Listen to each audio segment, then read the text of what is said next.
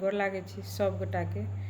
और एकटा बहुत दिन के बाद कैमरा पर हम आबि कऽ अपने से वीडियो रिकॉर्ड कऽ कऽ अहाँ सब लग सुनबै छी।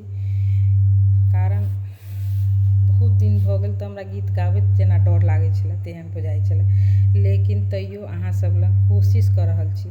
छोट सन एकटा मैथिली अपन सबके मिथिला मैथिलीके लऽ कऽ एतेक सब कोइ गीत गाबै छी तऽ एकटा मैथिल गीत अछि जाहिमे जे बहुत सुन्दर शब्द सब अछि जे हम सोचै छी अहाँ सबके सुनाबी। बहुत दिन पर गाबै छी, जँ कोनो गलती हुए तऽ जरूर माफ करब और अपन सपोर्ट हमरा करब। हम तऽ फेर बहुत पाछाँ चलि गेल छी अपन पेजसँ, लेकिन फेर एतेक हिम्मत अछि जे अहाँ सब हमरा नहि बिसरल हैब आ नहि बिसरब और हम फेरसँ अहाँ सबके दिलमे जहिना राज करै छलहुँ तहिना राज करब। तऽ एकटा सुन्दर सन मैथिली गीत सुनू, केहन लागे जरूर कहब। कखनो नहि बिसरब मैथिल अपन माटिक बोल, यौ अहाँ मैथिल बाजू।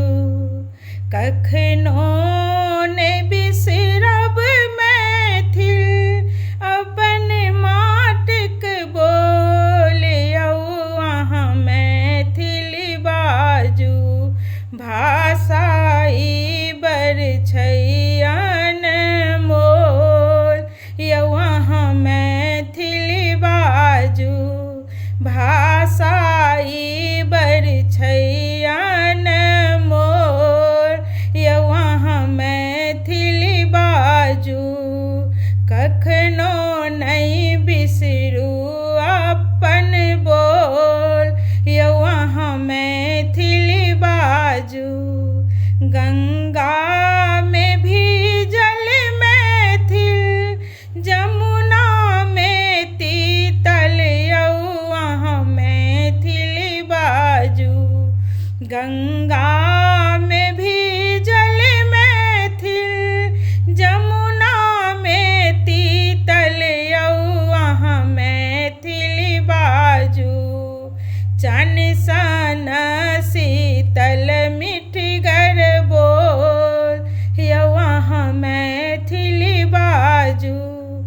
चन सन मिठ शीतल मिठगर बोल, यौ अहाँ मैथिल बाजू। कखनो नहि बिसरब अपन बोल, यौ अहाँ मैथिल बाजू। सबके मनहारी मैथिल, सिया के दुलारी है, अहाँ मैथिल बाजू।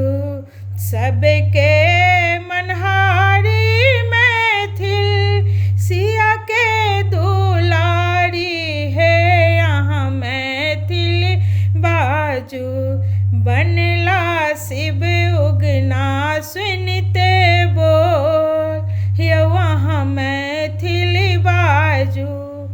बनला शिव उगना सुनते बोल, यौ अहाँ मैथिल बाजू। भाषा ई अपन बड़ अनमोल, यौ अहाँ मैथिल बाजू। काकी के पराती में मैथिल, साँझक दिया बाती में अहाँ मैथिल बाजू। काकी के पराती में मैथिल, साँझक दिया बाती है, अहाँ मैथिल बाजू। घर आंगन सब ठाम किलोल, यौ अहाँ मैथिल बाजू। घर आंगन सब ठाम किलोल, यौ अहाँ मैथिल बाजू। कखनो नहि बिसरब अपन बोल, यौ अहाँ मैथिल बाजू।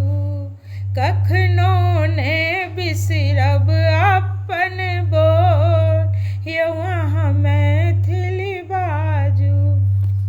गोर लागै छी, अहाँ सबके केहन लागल जरूर कमेंट करब।